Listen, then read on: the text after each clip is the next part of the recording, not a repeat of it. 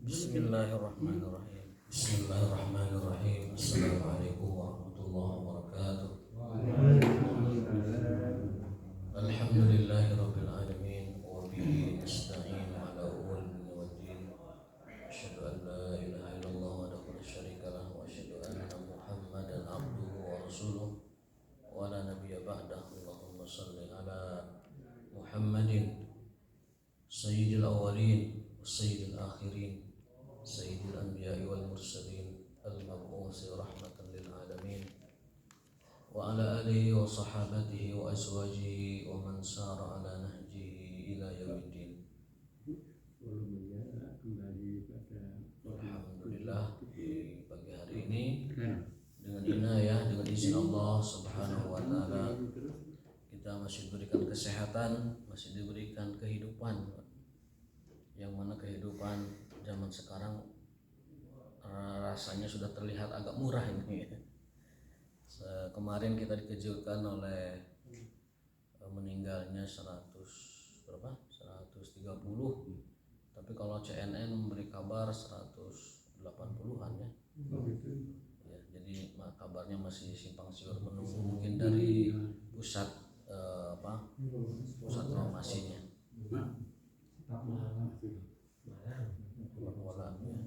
Luar biasa ya.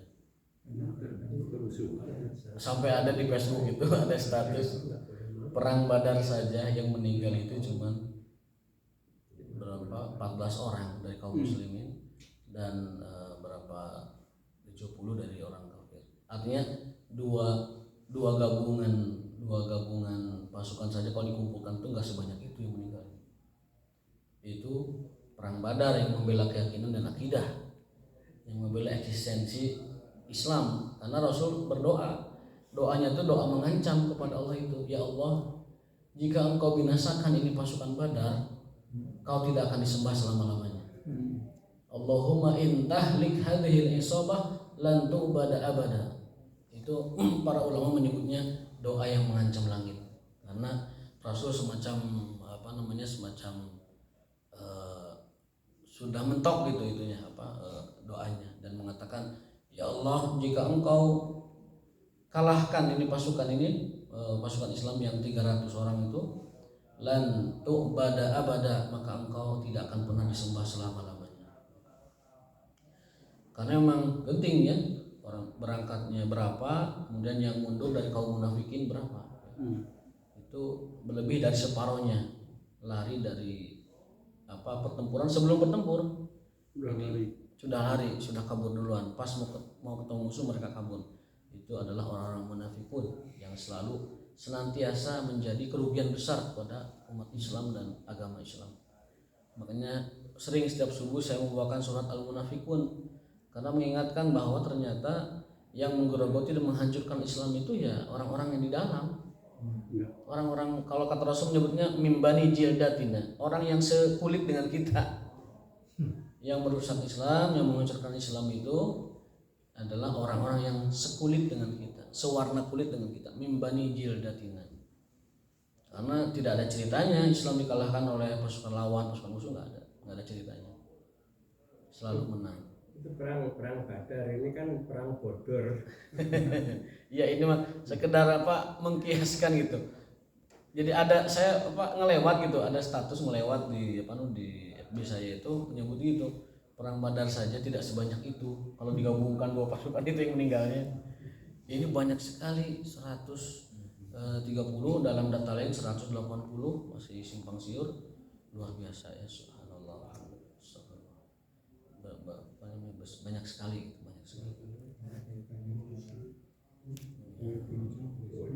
Ya sedang diinvestigasi apa kesalahan utamanya, apakah karena kapasitas, apakah karena penanganan, pengamanan ya, apakah karena faktor lain ya, sedang diinvestigasi. Mudah-mudahan kalau memang yang orang yang keteledorannya menyebabkan orang meninggal dunia itu bisa dihukum seberat-beratnya, pidana. Kalau bisa pidana, jangan hanya etik tapi pidana, karena itu bisa masuk keteledoran, kelalaian yang membuat orang nyawanya menghilang. Baik, kita lanjutkan. Itu sebelumnya kita kehilangan, umat Islam kehilangan dan merasa kesedihan yang sangat mendalam sebelumnya, beberapa hari sebelum kejadian itu, yaitu wafatnya Profesor Dr. Syekh Yusuf Al-Qaradawi. Beliau adalah murabbiyul ummah, sang pendidik umat, wa murabbil ajyal, dan juga orang yang banyak mendidik generasi muda umat Islam secara keseluruhan. Karya-karyanya luar biasa. Bukunya sebagian ada yang punya, terutama yang fikih zakatnya itu. Karena karya beliau yang paling monumental itu dari ratusan karyanya itu adalah fikih zakat 2 jilid. Beliau yang banyak menulis terobosan tentang zakat di era modern. Ya. Itu misalkan kalau orang pabrik pakaian, ada zakatnya nggak itu pakaian? Ya. Orang pabrik tomat, ada zakatnya nggak tuh cengek, tomat, Ya. kemudian palawija, kentang-kentangan. Karena di zaman dulu nggak ada teksnya. Gitu.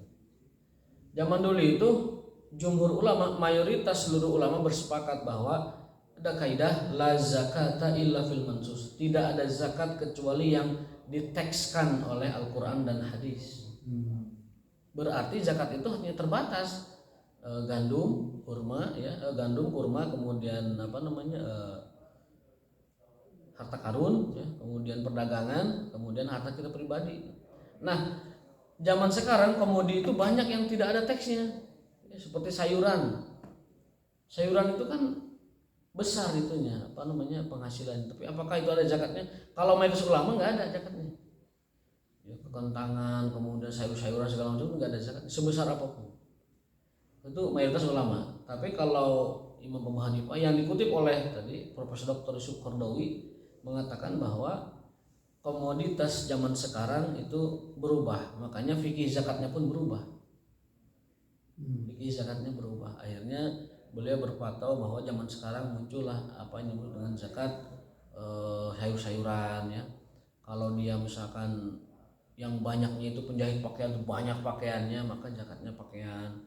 Kalau dia misalkan seorang profesi yang gajinya di atas 7 juta ke atas tiap bulannya, dan di akhir tahun ada nisab 85 gram emas, kena zakat profesinya dan lain sebagainya. Itu terobosan beliau itu. Di zaman modern ini pertama kali orang yang memberi terobosan hukum tentang fikih zakat itu adalah Profesor Dr. Yusuf Qaradawi.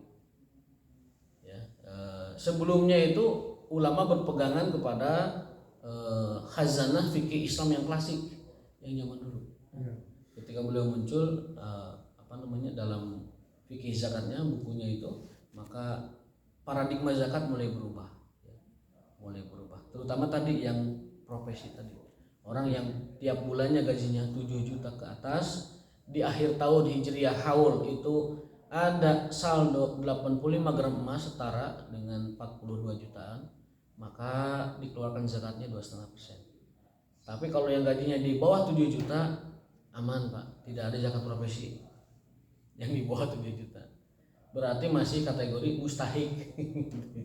Masih kategori penerima. Kalau di atas 7 itu kategorinya sudah mustahik, sudah penunai zakat. Rahimahullah rahmatan wasi'ah wa askanahu fasiha jannatihi wa inna lillahi wa inna ilaihi raji'un. Semoga Allah menerima beliau, ya, rahimahullah ta'ala, dan juga semoga Allah memberi manfaat kepada umat Islam dari atau atas jasa-jasa beliau menuangkan gagasan ilmunya kepada umat Islam, ya. Dan beliau itu dulunya adalah S1, S2, S3 Al-Azhar Mesir. S2 S3 Mesir, dan sempat menjadi direktur direktur pendidikan Islam dan juga direktur urusan wakaf di Mesir. Hanya saja karena berbeda pandangan politik dengan penguasa saat itu, beliau akhirnya hijrah ke Qatar dan lama di Qatar mendirikan berkhidmat di kampus universitas di Qatar itu, dan beliau menjadi dekan, ya, fakultas syariah dan seterusnya, dengan terus produktif menulis karya-karyanya. Itu Syekh Profesor Dr. Yusuf Qaradawi. Fikih prioritas. Ada fikih prioritas, fikhul aulawiyat, ada juga fikhul aqliyah, fikih minoritas.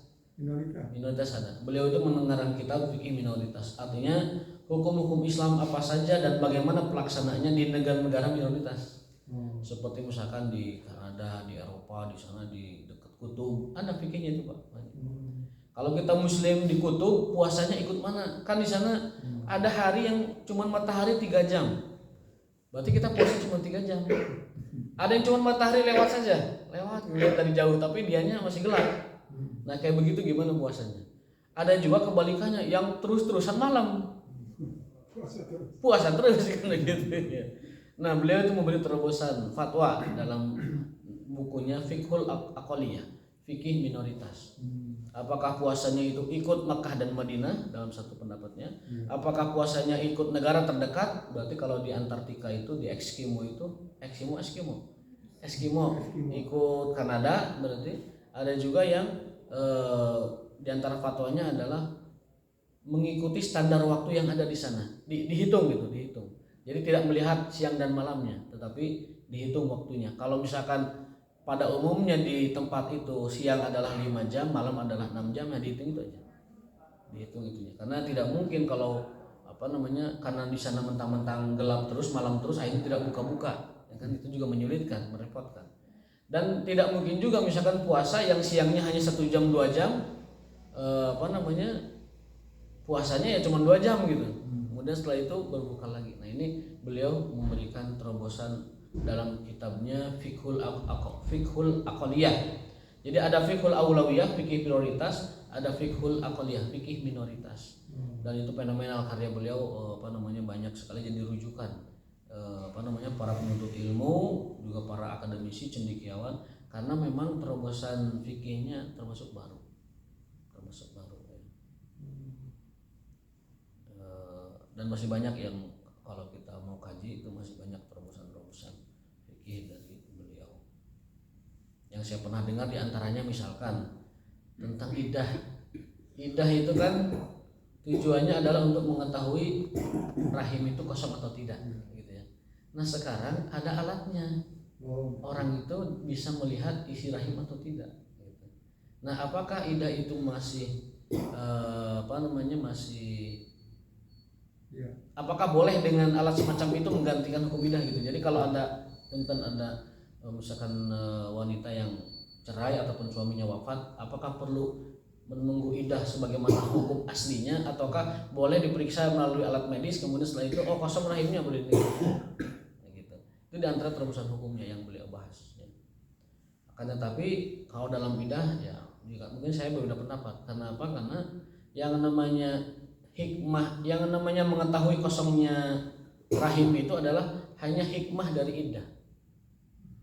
Hikmah dari adanya idah adalah untuk mengetahui kosong tidaknya rahim, bukan tujuan. Akan tetapi kalau tujuan itu angkanya sudah baku. Jadi kalau dalam Quran, dalam hadis disebutkan angka per angkanya, itu berarti hukumnya sudah hukum khusus. Seperti warisan itu kan jelas, 1/2-nya, 1/4-nya, 1/8-nya, 1/6-nya. Itu tidak bisa diutak-atik, tidak bisa diganggu gugat karena sudah jelas angka dan rinciannya, udah khusus gitu ya. Termasuk idah ada yang 3 kali suci, 3 kali haid, ada yang 4 bulan 10 hari, ada yang sampai melahirkan, dan ada yang 3 bulan bagi yang sudah menopause dan seterusnya. Jadi itu tidak bisa diutak-atik, idah itu tidak bisa diutak-atik meskipun ada alat modern yang dapat memonitor isi rahim atau tidak. Karena alat monitor itu juga mungkin tidak 100% akuratnya. Kalau ada yang masih berbentuk embrio atau apa tidak diketahui kan? Atau berbentuk sigot atau apa kalau dalam dalam hewan itu tidak bisa diketahui. Sehingga hukum idah tetap adalah idah sesuai dengan hitungan Quran dan hadis Rasulullah. Apalagi idah sudah ditentukan oleh Quran ya, tidak bisa diotak-atik. Itu diantara beberapa pendapat fikihnya. Yang dalam hal ini saya tidak sependapat dengan beliau, tidak apa-apa karena setiap orang juga punya ijtihadnya masing-masing. Wallahu ta'ala alam.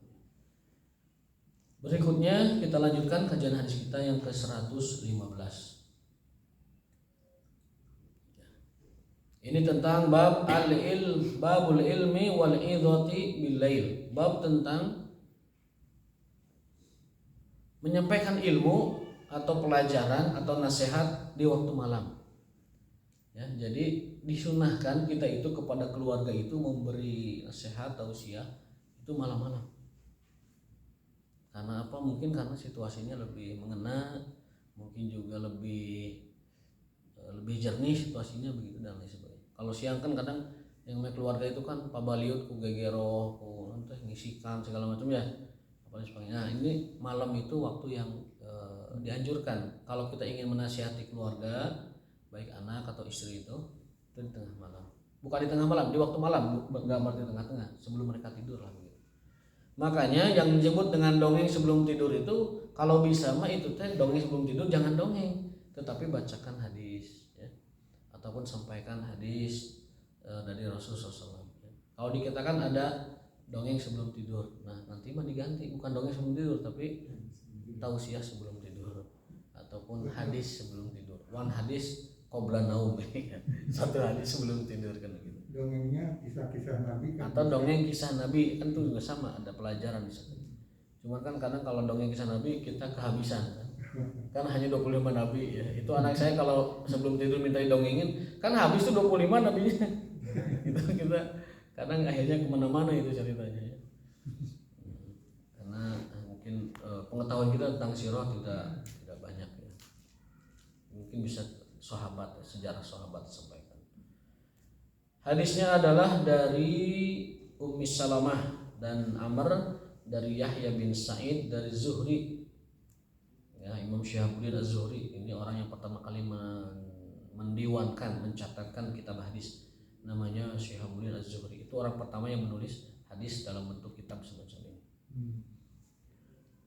Nah, Rasulullah SAW suatu malam ya itu mengatakan begini, istaiqadhan Nabi SAW, Nabi terbangun di waktu malam, dzata lailatin faqala subhanallah.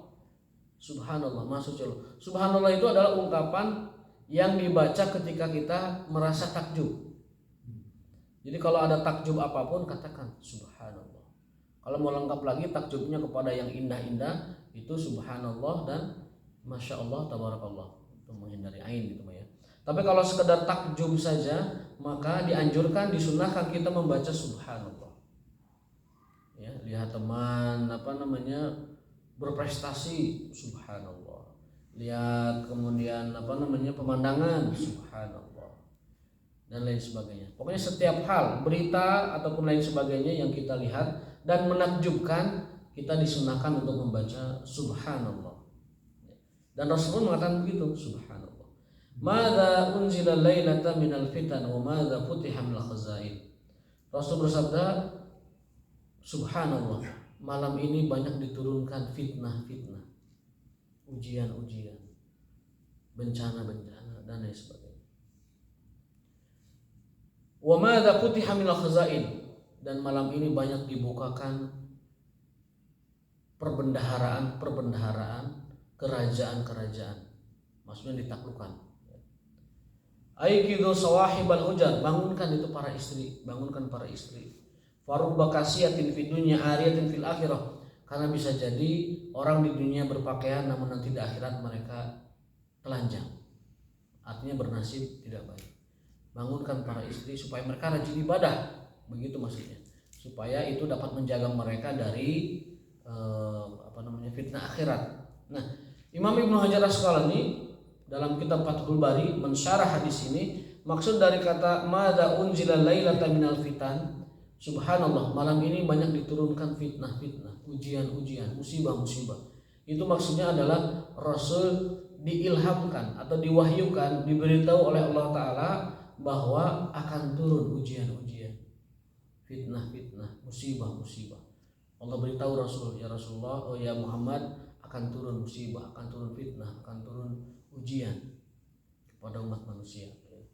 Wa madza futiha minal khazain, dan juga diberitahu oleh Allah Ta'ala ilham ataupun pemberitahuan dari Allah Ta'ala, wahyu begitu, kabar bahwa kerajaan-kerajaan besar itu akan ditaklukkan untuk kamu. Futiha minal khazain, Persia akan ditaklukkan, Romawi ditaklukkan, dibuka ya. Kemudian kerajaan-kerajaan lain akan ditaklukkan. Jadi Rasul sudah tahu bahwa Romawi itu akan runtuh, akan hancur, Persia juga sama akan hancur dan dikuasai oleh umatnya. Rasul sudah tahu karena Allah memberitahunya demikian. Nah, pesan beliau kepada para istrinya itu aikidu sawahibatul hujar. Bangunkan itu para istri, suruh sholat, suruh ibadah, suruh mendekatkan diri kepada Allah. Karena bisa jadi hari ini kita berpakaian tapi nanti di akhirat tidak berpakaian. Artinya bernasib kurang beruntung. Maka perbanyaklah ibadah, perbanyaklah kebaikan. Inti dari hadis ini adalah bahwa pertama Rasul memberikan informasi, ilmu atau pelajaran kepada keluarganya bahwa malam ini aku diberitahu akan turun berbagai fitnah, ujian, musibah dan lain sebagainya. Dan malam ini aku diberitahu bahwa kerajaan-kerajaan besar akan dibuka, ditaklukkan, dikuasai oleh umatku. Itu pelajaran yang Rasul sampaikan kepada istrinya.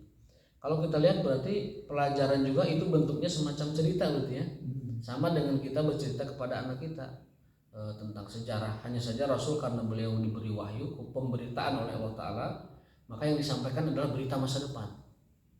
Rasul menyampaikan cerita masa depan yang beliau terima dari Tuhannya Allah Ta'ala kepada para istrinya, bahwa nanti akan turun fitnah, turun ujian, turun musibah, dan juga plus ditaklukkan bagi kita Romawi dan Persia. Jadi ada dua berita.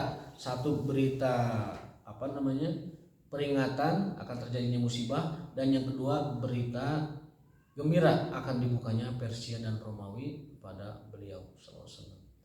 Nah,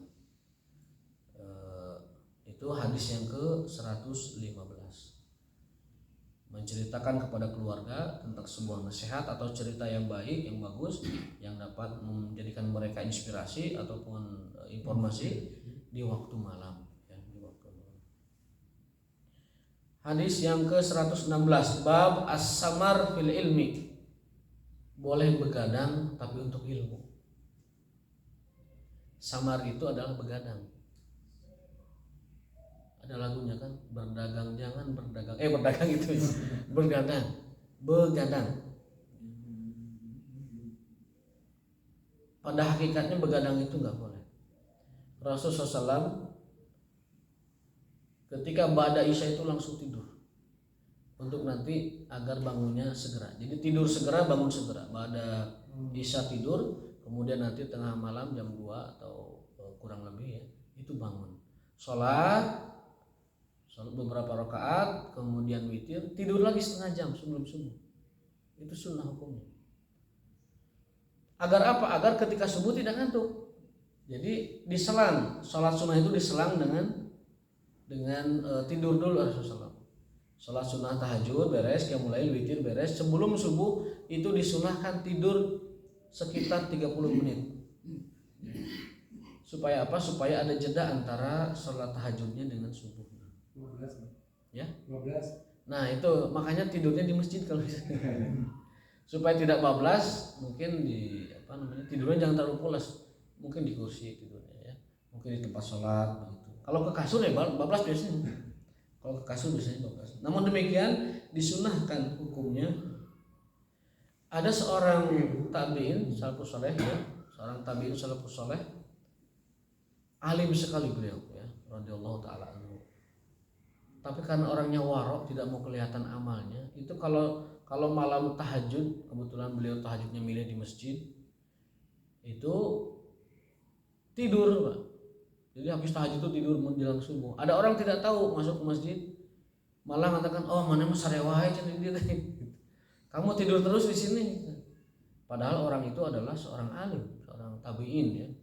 Tidak tahu, ada yang menceritakan bapak ini sholat semalaman, kemudian ngambil tidur sebentar ngerengkol di masjid begitu, supaya mengamalkan sunnah itu, dan nanti pas subuh dia bangun. Nah ini menguatkan kembali kepada kita bahwa dianjurkan ada jeda antara sholat sunnah dengan sholat wajib, di antaranya dengan tidur.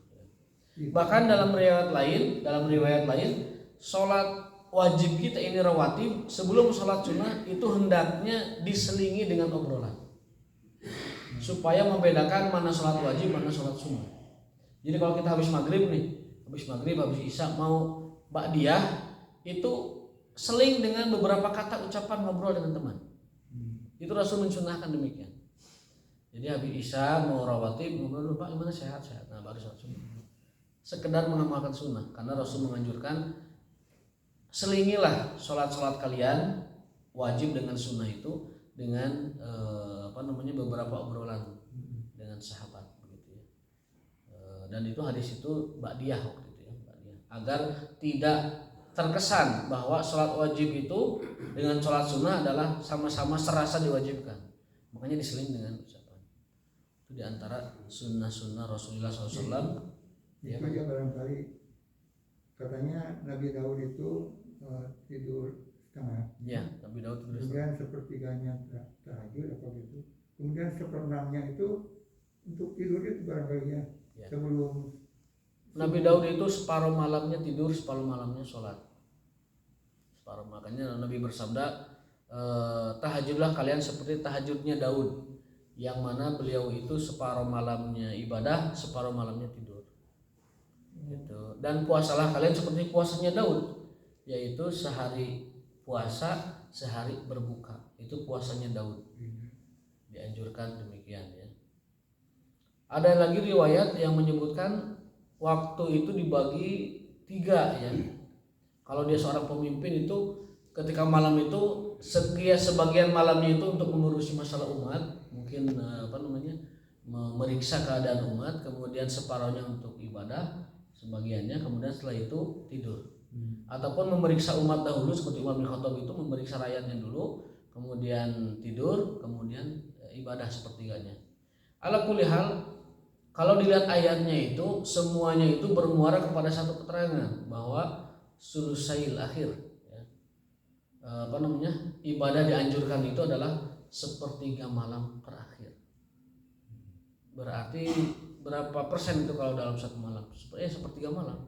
Sekitar jam 2 sampai subuh ya. Dari jam 2 atau setengah 3 sampai ke subuh ya.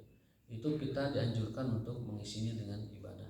Habis Isya tidur, kemudian nanti jam 2 bangun, persiapan setengah 3 tahajud sampai menjelang subuh setengah jam tidur lagi baru subuh. Itu yang terdapat dalam Sahih Bukhari.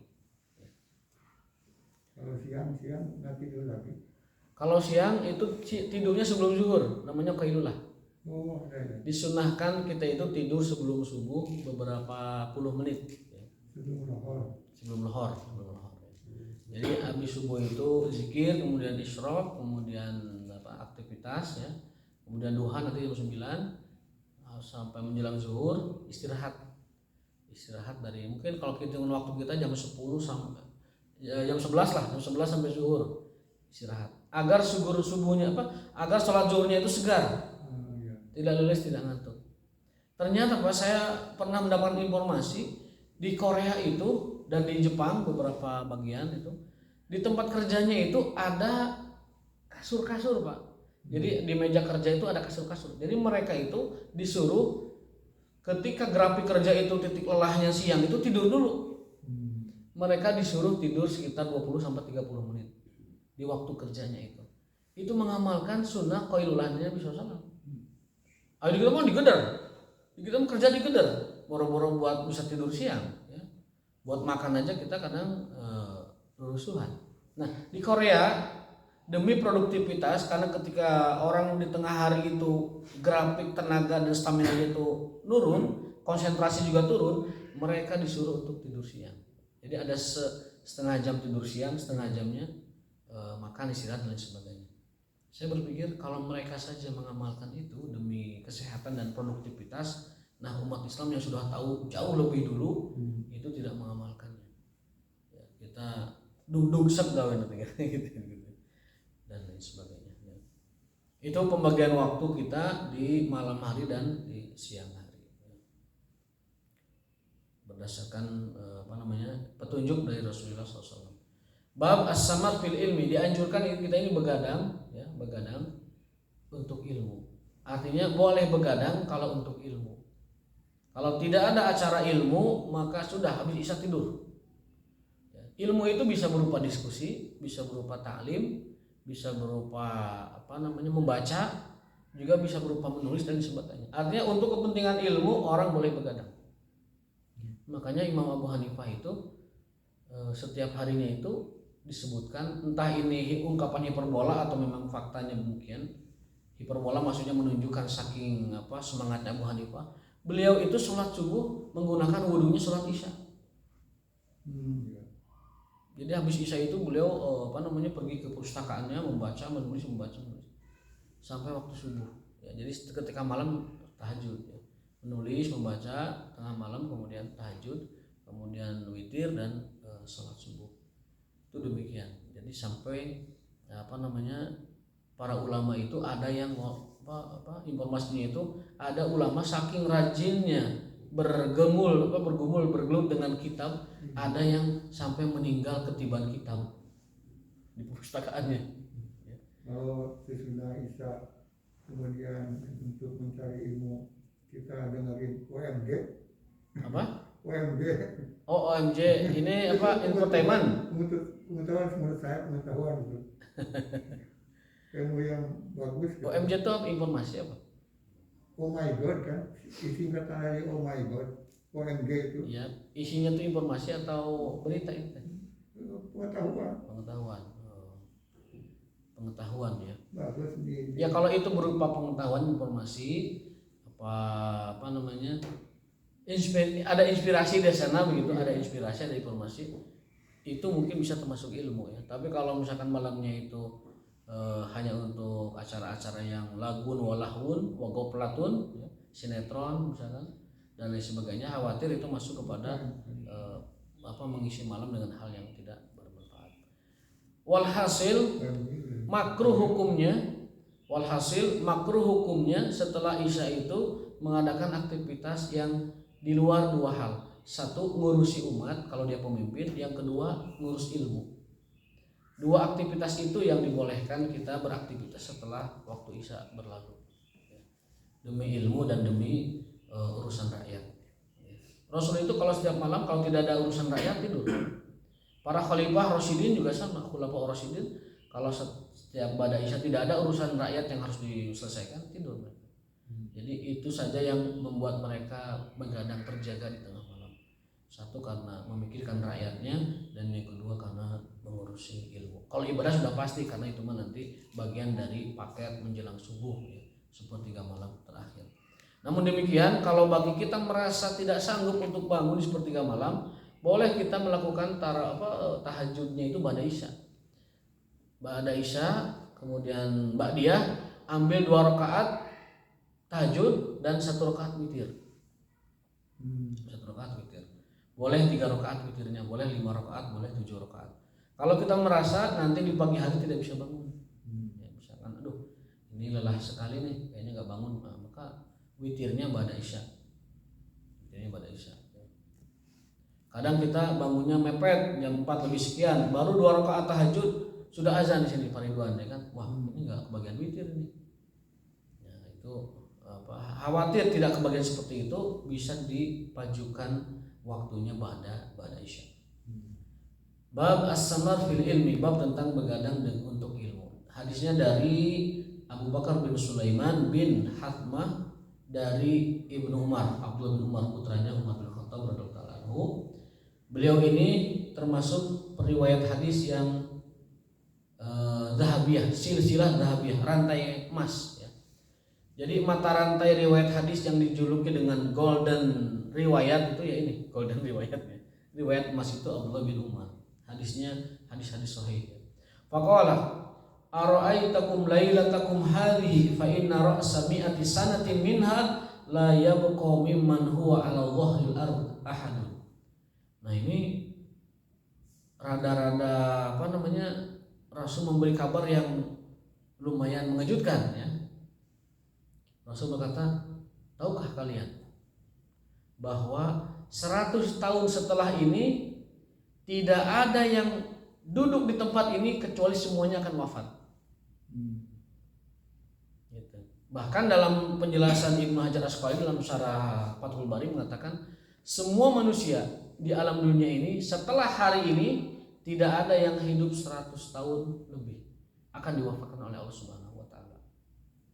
Jadi orang yang hidup di waktu itu, di waktu Rasul menyebutkan hadis ini, dimanapun di dunia ini, saat itu tidak ada yang akan Allah hidupkan sampai 100 tahun lebih. Ini juga dalil yang dijadikan Imam Bukhari sebagai hujah, argumen bahwa Nabi Khidir telah wafat. Karena apa? Karena ketika Nabi mengucapkan hadis ini, itu semua manusia yang ada di muka bumi, ketika Rasul mengatakan hadis ini, akan diwafatkan dalam waktu maksimal 100 tahun ke depan. Itu Rasul memberitahu kabar semacam itu. Kapan itu? Di waktu Isya, di akhir hayatihi, di waktu Isya, di akhir masa akhir hayat beliau. Jadi di hari terakhir beliau akan wafat, setelah sholat Isya beliau menyampaikan informasi ini. Falamma sallama, ketika beliau salam, assalamualaikum, assalamualaikum, beliau mengatakan ara'aitakum lailatakum, perhatikan malam ini sahabat-sahabatku, bahwa tidak akan ada yang hidup setelah malam ini lebih dari 100 tahun, siapapun dia, di muka bumi siapapun dia, ala wajhil ardi ahadun, di muka bumi siapapun dia. Artinya tidak ada orang lama, orang dulu yang hidup lebih dari 100 tahun sejak masa aku menyampaikan hadis ini. Itu kalau kita bahasakan sederhana. Jadi ini merupakan dalil bahwa yang disebut sebagai Nabi Khidir ya, alaihi salam, itu adalah telah wafat. Sebagian orang karena mengiranya masih hidup, ya, keliling-keliling sana kemari, kemudian pakai pakaian compang-camping, ada yang minta kasih, takutnya Nabi Khidir. Iya, ada yang itikat semacam itu. Kemudian kalau di tengah jalan ada orang yang bawa bawaan, bawa barang-barang jualan, kasih. Siapa tahu itu Nabi Khidir. Di masyarakat banyak kepercayaan semacam itu. Nah, ini kita katakan bahwa pertama itu menurunkan reputasi dan derajat Nabi Khidir. Artinya melecehkan ya kehormatan Nabi Khidir alaihissalam, itu yang pertama. Nah, yang keduanya, ini sudah Rasul pastikan bahwa sejak hari ini tidak ada orang di muka bumi yang tersisa ya lebih dari 100 tahun ya, akan diwafatkan semuanya oleh Allah Subhanahu wa taala. Entah tujuannya apa beliau bersabda seperti itu, tapi sepertinya ingin menegaskan bahwa tidak ada orang-orang dahulu, baik itu yang membawa risalah ataupun siapapun, yang Allah hidupkan sampai 100 tahun lebih dari hari terakhirku ini selanjutnya. Itu tidak ada ya. Jadi semacam ingin menegaskan ke arah sana. Kan tetapi dikecualikan Nabi Isa bin Maryam. Isa alaihissalam dikecualikan oleh Allah Ta'ala berdasarkan teks ayat. Allah berfirman, bal rafa'ahu Allah ilaihi. Isa bin Maryam itu adalah Allah selamatkan dari kejaran orang-orang Yahudi yang menghasut penguasa Romawi saat itu, mengejar Nabi Isa dan ingin membunuhnya, menyalibnya. Tetapi Allah angkat, rafa'ahu Allah ilaihi, Allah angkat ke langit Nabi Isa itu, dan sampai sekarang beliau masih hidup dan akan diturunkan di akhir zaman. Kalau itu adalah keyakinan kita sebagai umat Islam, umat yang beriman kepada ayat Allah bahwa beliau diselamatkan dan diangkat menuju kehadirannya di langit. Barrafa'allahu ilaihi wa ma salabuhu wa ma qataluhu walakin syubbiha lahu. Isa tidak disalib, Isa tidak dibunuh, tapi Allah serupakan seseorang dengan dia. Kemudian Allah angkat Isa-nya ke langit. Para ulama menafsirkan orang yang dibunuh oleh Romawi yang atas hasutan Yahudi itu, ada yang mengatakan orang itu adalah murid pengkhianatnya yang memberitahu tentang keberadaan Nabi Isa, namanya Yudas Iskariyuti atau Yudas Iskariot. Tapi versi lain ulama mengatakan enggak, itu muridnya yang rela berkorban untuk Nabi Isa. Wahai Nabi Allah, biarkan saya yang menjadi pengganti Anda. Jadi ada dua cerita. Ada yang mengatakan bahwa itu muridnya yang ikhlas menjadi pengganti Nabi Isa. Ada yang mengatakan itu muridnya yang khianat sebagai hukuman atas pengkhianatannya. Walhasil kedua-duanya sama, bahwa yang mereka bunuh, yang mereka salib itu bukanlah Isa alaihissalam, tetapi orang yang bernama Yudas. Ya. Apakah itu murid Nabi Isa yang rela berkorban untuk menggantikan Isa, atau juga dia adalah murid pengkhianat yang memberitahu keberadaan Isa alaihissalam. Itu hadis yang ke-116. Ya, inti hadis ini faidahnya adalah bahwa Rasul tiba-tiba setelah sholat Isya langsung cerita begitu. Perhatikan malam ini oleh kalian bahwa tidak akan ada yang hidup lagi setelah hari ini orang lebih dari 100 tahun di muka bumi ini. Nah, yang terakhir, mohon maaf sedikit saja waktu. Hadis ke-117 karena babnya masih sama dan besok kita masuk ke bab berikutnya. Suatu hari Rasulullah SAW pernah tidur ya di rumah Maimunah binti Haris, istri beliau. Nah, Maimunah ini adalah bibinya Ibnu Abbas. Ibnu Abbas kebetulan nginap di rumah bibinya itu. Ya. Ketika malam Ibnu Abbas melihat Nabi terbangun dan sholat tahajud. Lalu Ibnu Abbas mengikuti beliau dari arah kiri jadi makmum. Kemudian oleh beliau dipinggirkan suruh ke kanan. Nah, jadi Ibnu Abbas menjadi sebelah kanan. Setelah itu beliau sholat 4 rakaat, kemudian tidur, kemudian sholat lagi, ya kemudian setelah itu sholat khamsa rakaat, 5 rakaat berarti witirnya 5 rakaat, ya. Summa sholat rakaatain, kemudian setelah itu sholat 2 rakaat, summa nama, kemudian tidur lagi, hatta sami'tu ghatitahu, dan aku mendengar dengkurannya. Berarti Nabi itu mendengkur, tapi dengkurannya ringan. Ghatit khafif, jadi kerek yang ringan. Tapi jangan sebutkan kerek itu sunnah, ya. Tapi beliau ketika tidur terdengar suara mendengkurnya oleh Ibnu Abbas. Artinya mendengkur itu sangat alamiah dan tidak masalah. Sesudah gemuk Rasul ya Mungkin ya Ustaz. Saya sendiri kata istri kalau tidur dengkurannya sampai ke garasi. Iya, kenceng katanya. Saya tidak tahu. Jadi nggak pernah direkam juga kan, jadi nggak tahu gitu.